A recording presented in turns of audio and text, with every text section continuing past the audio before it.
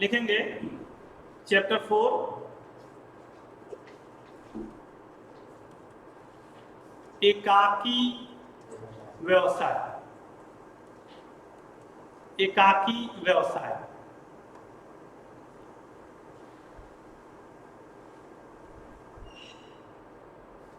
एकदम business study का fresh register बना लेंगे।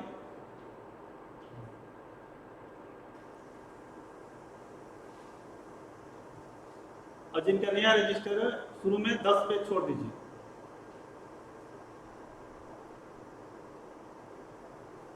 देखिए, हमें आज समझना है कि व्यवसाय कोई करता है तो वो कितने प्रकार से करता है, कितने प्रकार से करता है। तो लिखेंगे क्वेश्चन नंबर 1,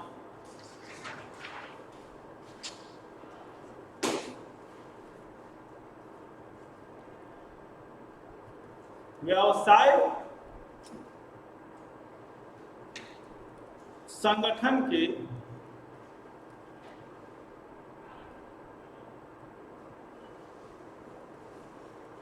कितने प्रारूप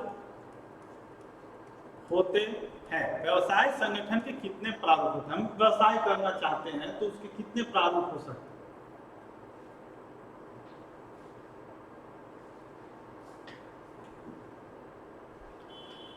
देखिए, वैसे अगर बात करें तो व्यवसाय के 3 प्रारूप होते हैं बड़े बड़े। एक होता है निजी क्षेत्र। क्या निजी क्षेत्र का मतलब होता है कि जो प्राइवेट लोग काम कर रहे हैं, व्यवसाय कर रहे हैं, कपड़े का दुकान कह लीजिए, लोहे का दुकान कह लीजिए, जो भी। एक होता है सार्वजनिक क्षेत्र, पब्लिक सेक्टर, जैसे आपने सुना होगा इंडियन ऑयल, हिंदुस्तान पेट्रोलियम। इसमें गवर्नमेंट का भी हाथ होता है। किसका? और ये बड़े लेवल पर होता है, पब्लिक सेक्टर, सार्वजनिक क्षेत्र। और तीसरा होता है दोनों का मिक्स करके, प्राइवेट और पब्लिक दोनों मिक्स, तो उसको बोलते हैं मिश्रित क्षेत्र। कौन सा क्षेत्र? तो कितने तरह के क्षेत्र हो गए? 3। लिखेंगे आंसर। एक तो हो गया आपका निजी क्षेत्र, वेरी गुड, निजी क्षेत्र। दूसरा सार्वजनिक क्षेत्र, सार्वजनिक क्षेत्र।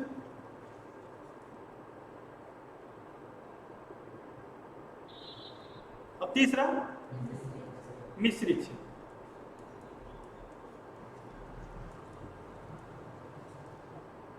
मिश्रित क्षेत्र।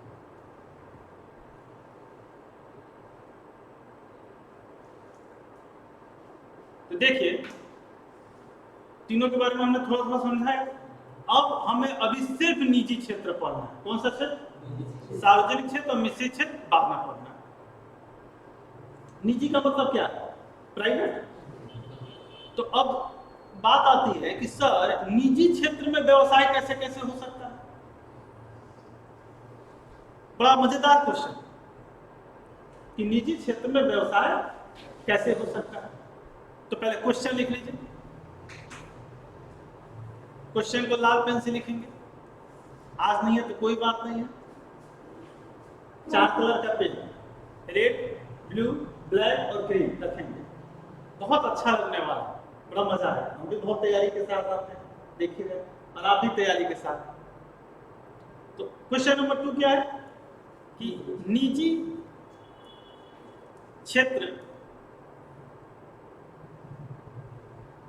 के व्यावसायिक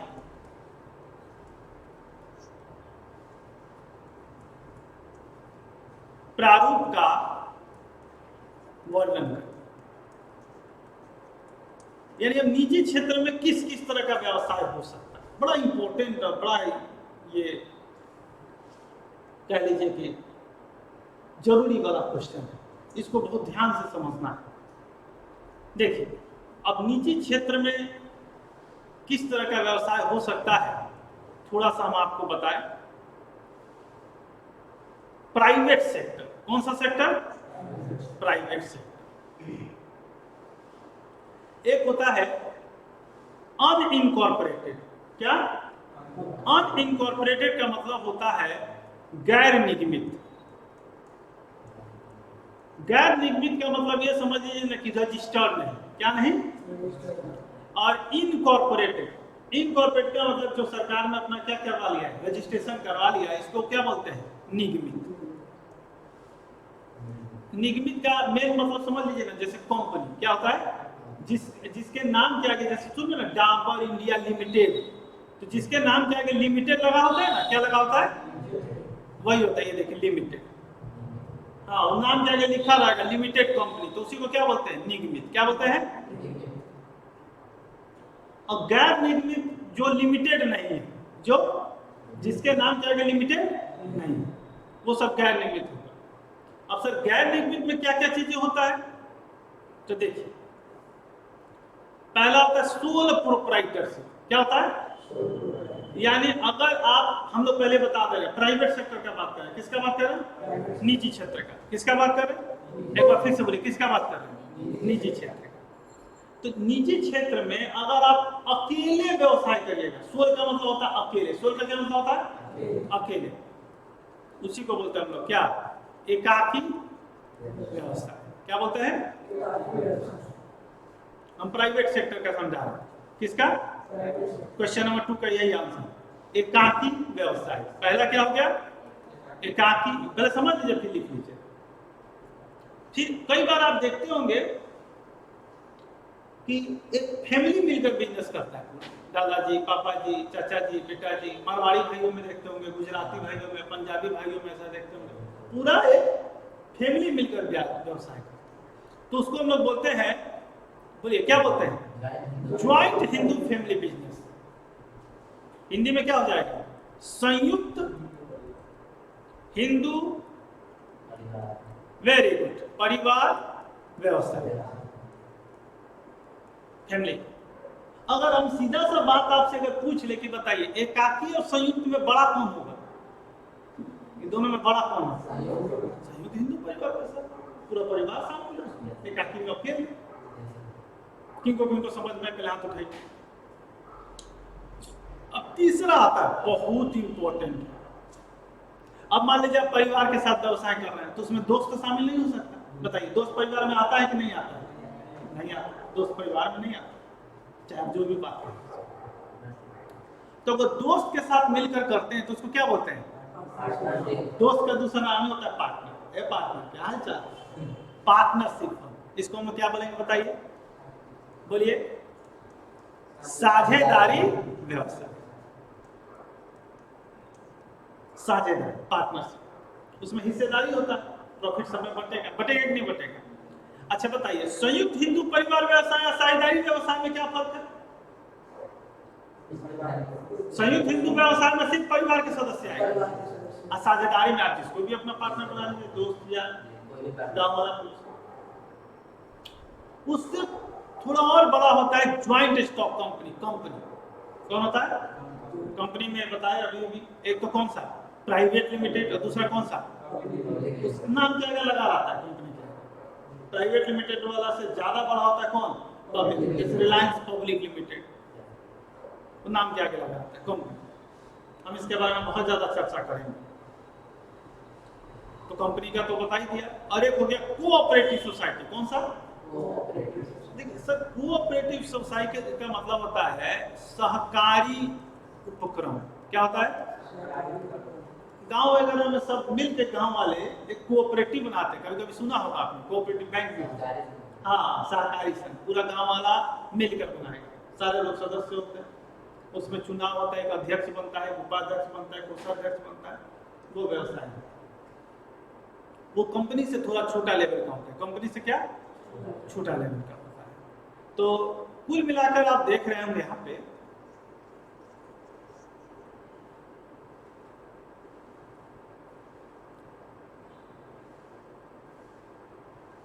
चौथा और पांचवा है ना, फटाफट लिख लीजिए।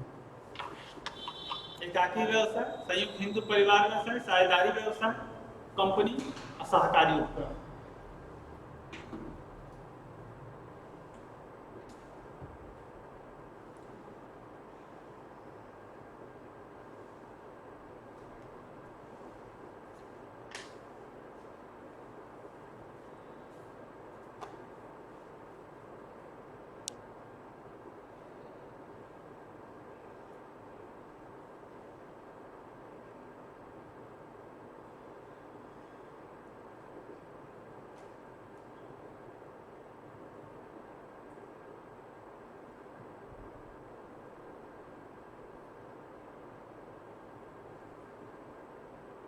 एकाकी व्यवसाय, संयुक्त हिंदी परिवार व्यवसाय, साझेदारी व्यवसाय, joint stock company. Joint stock company में कितने तरह के हो गए? दो, एक प्राइवेट कंपनी, प्राइवेट लिमिटेड, और दूसरा पब्लिक लिमिटेड कंपनी, और एक हो गया कोऑपरेटिव सोसाइटी। इसका अब निजी क्षेत्र का उदाहरण है। किसका उदाहरण है? निजी क्षेत्र का।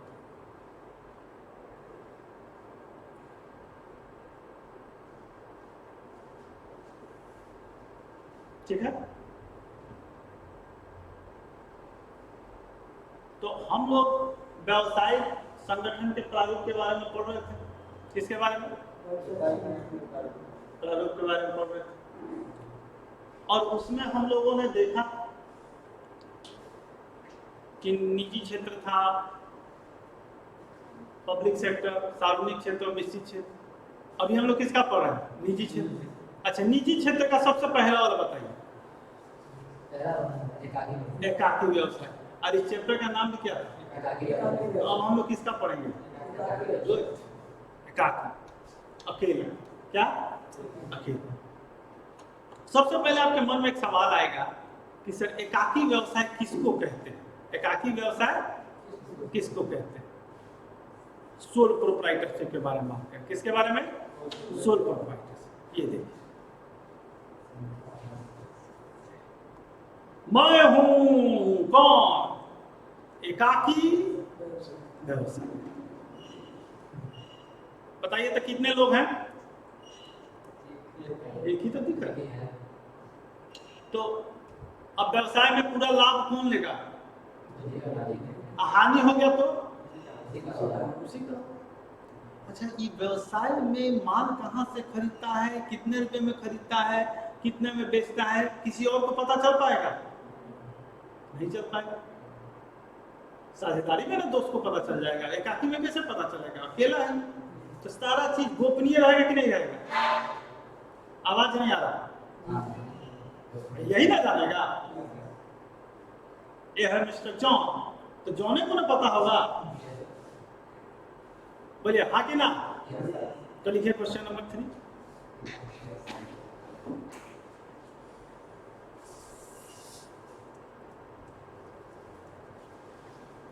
एकाकी व्यवसाय से आप क्या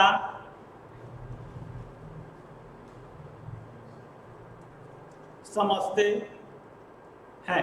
एकाकी व्यवसाय से आप क्या समझते हैं?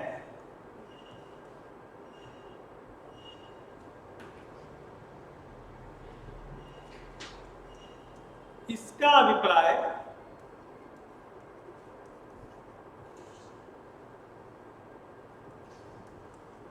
व्यावसायिक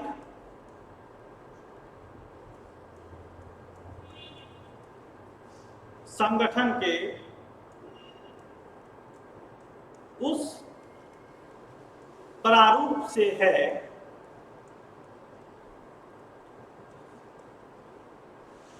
जिसका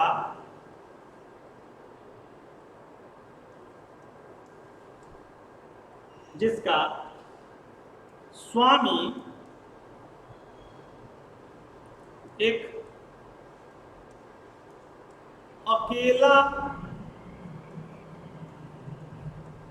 व्यक्ति होता है। एक अकेला, वही उसका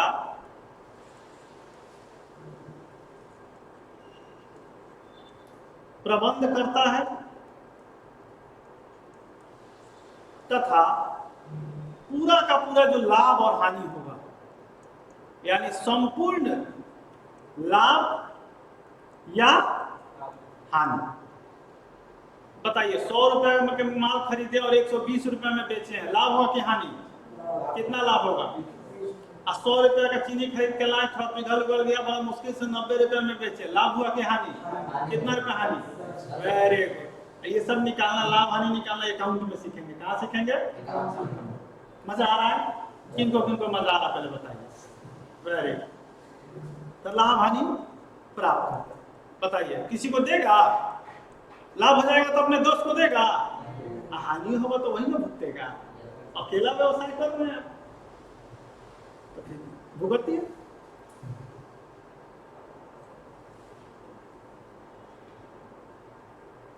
ठीक है, आगे चलो। आइए क्वेश्चन नंबर 4। सारे बच्चे लिख पा रहे हैं? आवाज नहीं आई? अभी भी आवाज नहीं आई? Question number 4।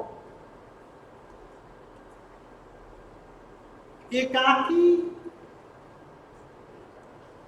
व्यवसाय, सोल प्रोप्राइटरशिप इंग्लिश होता है। क्या इंग्लिश होता है? कि लाभों का वर्णन करें। एकाकी व्यवसाय के लाभों का वर्णन करें, यानी एकाकी व्यवसाय के क्या लाभ हैं। पहले तो लिख दीजिएगा कि एकाकी व्यवसाय के निम्नलिखित लाभ है। एकाकी व्यवसाय के निम्नलिखित लाभ।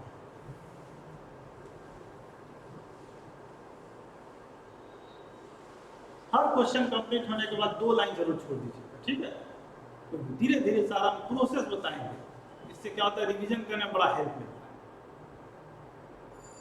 हम तो पूरा पेज ही बदल देते हैं, लेकिन आपको बदलने की जरूरत है। आपके सर आपका कौन सा पेज खर्च होता है, आपका बस स्लाइड चेंज कर दो। खर्च तो हुआ ही हो, पता है खर्च हुआ हो कि नहीं हुआ, क्लियर क्लियर दिखता है। सब थ्योरी की वजह से अब ये देखिए, ये एकाकी व्यवसाय।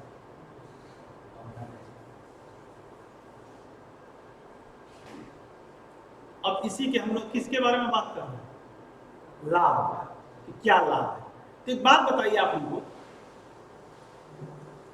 कि एकाकी व्यवसाय में निर्णय लेने में देरी होगा या जल्दी से हो जाएगा? सोचिए, साझेदारी में आपको सब पार्टनर से बातचीत करना होगा कि जूता का करें, व्यवसाय की कपड़ा का करें। 4 आदमी, चारों आदमी मिलकर क्यों नहीं निर्णय लेंगे कि लोहा का करें? एकाकी में मेरी मौसी मोचा ये गुरु मोचा, बोलिए सही के नहीं? तो बताइए निर्णय जल्दी हुआ कि देरी से होगा? वेरी। तो लिखिए पहला लाभ शीघ्र निर्णय। Very good. समझ के लिख रहे हैं कि बस लिख रहे हैं? हाँ। अच्छा, अभी अभी हम समझाए थे कि एकाकी व्यवसाय में आपका कितना लाभ हो रहा है, कितना हानि हो रहा है, कोई जानेगा नहीं? तो गुप्त रहेगा। दूसरा लाभ यही है, गोपनीयता का लाभ। गोपनीयता का लाभ दूसरा लाभ यही।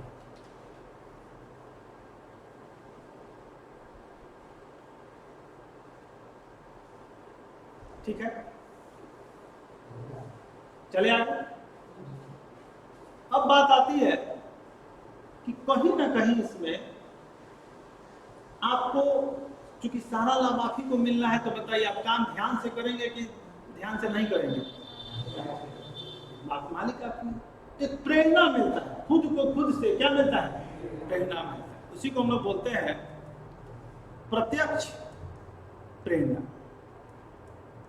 देखिए नौकरी करने में प्रेरणा नहीं मिलता है, मेहनत करेंगे हम, प्रॉफिट होगा तो हमको थोड़ी मिलेगा। लेकिन एकाकी व्यवसाय में बहुत ज्यादा प्रेरणा मिलता है। अच्छा बताइए, इसमें निर्णय आपका व्यक्तिगत होता है या पड़ोसी आके करते हैं? व्यक्तिगत। व्यक्तिगत नियंत्रण, साहब कितना बजे दुकान खोलना है, कितना बजे बंद करना है, ये सब आप ही ना डिसीजन लीजिएगा। कोई दिखता है बहुत सुबह दुकान खोल देता है, कुछ लोग देरी से खोलते हैं। स्टेशन वगैरह के पास, रेलवे स्टेशन के पास देखिए एकदम सुबह सुबह दुकान खुल जाता है, चाय वाला तो 3 बजे भोरे में खोल देता है कि नहीं? और इसको स्टार्ट करने में भी आसानी से स्टार्ट हो जाता है। जब मर्जी खोलिए, वो दुकान अपना है तो ठीक है, नहीं तो किराए पर लेके खोल दीजिए अपना, बहुत ज़्यादा उसके लिए टेंशन नहीं है। स्थापना में सुगमता, सुगमता का मतलब होता है आसानी, आसानी से, सुगम, आसानी से। चलिए एक बार एकाकी व्यवसाय का लाभ बताइए। पहला, आवाज नहीं आता। पहला, दूसरा, तीसरा, चौथा, पांचवा, क्लियर है? लेकिन हर सिक्के के दो पहलू है, हर चीज का लाभ है तो कुछ लाभ है। लिखेंगे क्वेश्चन नंबर 5। एकाकी व्यवसाय के सीमाएं। देखिए सीमाएं या हानि एक ही चीज होता है, या दोष एक ही बात। जैसे पापा जी, पिताजी, बाबूजी, एक ही बात। सीमाएं, हानि, दोष, डिमेरिट एक ही बात का वर्णन करें।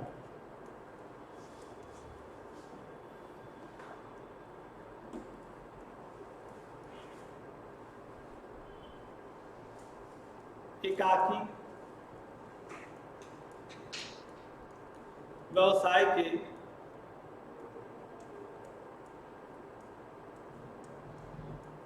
निम्नलिखित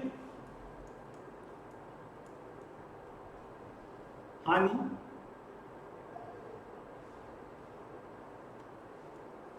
है। पहला, देखिए सबसे पहला है कि इसमें आपके पास पूंजी ज्यादा नहीं होगा। भाई अकेला आदमी है तो आपके पास 2 लाख 4 लाख जो भी पूंजी होगा उतना ही रहेगा, दोस्त देगा पैसा तो पार्टनरशिप में ना। तो सबसे बड़ा हानि तो इसमें ये पूंजी का। बहुत अच्छा हो गया, पूंजी के सीमित साधन या अभाव कह लीजिए, या कमी, पूंजी की कमी सबसे बड़ा। दूसरा जो इसका हानि है, दोष कह लीजिए, सीमा, कि अगर वो एकाकी व्यवसाय मर गया तो व्यवसाय क्या हो जाएगा? खत्म।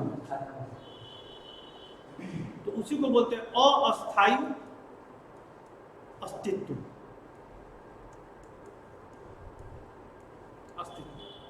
जैसे कंपनी है, धीरू भाई अंबानी चले गए, लेकिन उनका बेटा मुकेश अंबानी संभाल रहा, कंपनी मरता नहीं है, लेकिन इसका अस्थायी अस्तित्व होता है। आदमी गया, बिजनेस खत्म। तीसरा एक बहुत इंपॉर्टेंट चीज है, असीमित दायित्व। असीमित दायित्व। सर, असीमित दायित्व का क्या मतलब होता है? देखिए, असीमित दायित्व एक होता है सीमित, एक होता है असीमित। असीमित दायित्व का मतलब है कि मान लीजिए आप अपना एक व्यवसाय, जॉन ने अपना एक व्यवसाय 5 लाख रुपए से शुरू किया। कितने से? 5 लाख रुपए से शुरू किया। ये इसका दुकान है, साइड में उसका घर भी है, लेकिन दुकान है, जॉन कपड़े की दुकान। कितने से शुरू किया? 5 लाख से। उसका एक मकान भी है, मकान होगा 10 लाख रुपए का, लेकिन दुकान है, दुकान का पूंजी कितना है? 5 लाख। अब वो क्या किया? 40 लाख का कपड़ा खरीद लिया। कितने का? 40 लाख उधार खरीदा। कैसे खरीदा? और उसमें टाइम आया कि आपको 1 महीना में उसका भुगतान करना। कितने महीना में? 1 महीना। कितना लाख का कपड़ा का उधार खरीदा? 40 लाख। और उसके बाद पूंजी कितना है? आज 40 लाख का माल उधार खरीदा तो अभी आपके उसके पास कितना पैसा होगा? 5 लाख में पैसा तो उसके गला में 5 लाख हो नहीं होगा, क्योंकि माल तो उधार खरीदा है, माल आ गया। लेकिन माल आ गया और गोडाउन में रखा गया, उसको पता नहीं था, पहली बार व्यवसाय शुरू किया था, रात भर कपड़ा को चूहा Qatar Qatar Qatar Qatar Qatar Qatar, और साथ में इतना ना बारिश हुआ कि नीचे थोड़ा गोडाउन में पानी भी लग गया, एकदम अस्त व्यस्त, अगले दिन एकदम परेशान। अब एक कपड़ा में कहीं भी छेद हो जाए तो कोई खरीदेगा? घिनने की वजह से जैसे तैसे करके बड़ा मुश्किल से वो 40 लाख का माल पूरा 32 लाख में बेच दिया। कितने में? सेल। बताइए कितना हानि हुआ? 8 लाख का लॉस। बेचा, टेंशन। अच्छा, वो जिससे खरीदा था वो बोला कि हाँ हमारा 1 महीना टाइम हो गया, चलो भाई 40 लाख लाओ हमारा। कितना? उसको तो देना पड़ेगा ना। अब इसके पास पैसा कितना है? 32 लाख तो माल बेचा हूँ, अब 5 लाख उसका अपना पूंजी, 37 लाख ना है, 8 लाख का लॉस हुआ। लेकिन अपना पूंजी मिला के भी कहता है मेरे पास सब कुछ, देखिए ना 32 लाख का मान बेचे, 5 लाख का मैं पूंजी, लीजिए ना 37 लाख ले लीजिए। ना ना, हम 37 लाख क्यों लेंगे? अरे हमको 8 लाख का लॉस लग गया है, माल तो 32 लाख में बिका था, ये तो हम अपना पूंजी लगा के दे रहे हैं आपको 37 लाख। ना ना, हमको कितना चाहिए? 40। अब इनको अपने मकान बेच कर भी इसको देना ही पड़ेगा। कितना? 40। इसी को कहते हैं असीमित दायित्व। यानी अगर आप सिर्फ अपने व्यवसाय के पूंजी पे से ही अगर देकर काम चला लेते तो उसको बोलते सीमित दायित्व। कौन सा दायित्व? जब अपना व्यवसाय का पूरा पूंजी देंगे, इससे ज्यादा क्या है? तो वैसा कंपनी में है, कंपनी को अपना मकान बेचने का जरूरत नहीं है, सहकारी समिति में भी अपना मकान बेचने का जरूरत, पूंजी आप ज्यादा पूंजी दे दीजिए बात में। लेकिन अब इनको दुकान तो बिकेगा ही बिकेगा, साथ में क्या बिकेगा? मकान भी बिकेगा। तो इसी को क्या बोलते हैं? असीमित। देखिए, मामला सिर्फ दुकान तक सीमित रहे तो उसको क्या बोलते हैं? सीमित दायित्व। लेकिन दुकान तो बिकेगा ही, अब घर ज्वेलरी सब बिक जाएगा तो उसको क्या बोलते हैं? वहीं से मिला के। जैसे कंपनी है या सहकारी समिति है तो उसमें आप अपना दुकान से जितना वन पगा दे दीजिए, उसके बाद वो कुछ नहीं कर सकता, आपका घर व्यवस्था सुरक्षित है। लेकिन एकाकी व्यवसाय में या साझेदारी व्यवसाय में या संयुक्त हिंदू परिवार में दायित्व तो क्या होता है? असीमित। दुकान का पूरा पूंजी उससे भी नहीं हुआ तो घर बेच दीजिए, जैसे भी देना पड़े। तो मामला सिर्फ दुकान तक सीमित रहे, हानि के दशा में सिर्फ दुकान का पूंजी आप दे दीजिए, बात खत्म, तो उसको क्या बोलते हैं? सीमित दायित्व। लेकिन दुकान से न चले तो घर भी बेचकर देना पड़े तो उसको क्या बोलते हैं? तो अब बताइए, एकाकी में सीमित दायित्व होता है कि असीमित दायित्व? किनको किनको चीजें समझ में आई? ये बहुत बड़ा हानि है कि नहीं? बेचारा के ऊपर भी लॉस के केस में देखिए, बात प्रॉफिट हो तो कोई दिक्कत नहीं, हानि का बढ़ा रहा है तो लॉस के केस में नहीं, सब दर्दनाक हादसा होगा। 40 लाख का माल 50 लाख में बिका होगा तो कोई दिक्कत नहीं। पर कई बार आप अकेले प्रबंध करते हैं, जल्दी भी हड़बड़ाहट में निर्णय हो जाता है, तो कहते हैं ना बातचीत करके एक संतुलित प्रबंध होता है। अकेले में कई बार असंतुलित हो जाता है, गड़बड़ डिसीजन आप ले लेते हैं, गलत ले लेते हैं, असंतुलित प्रबंध।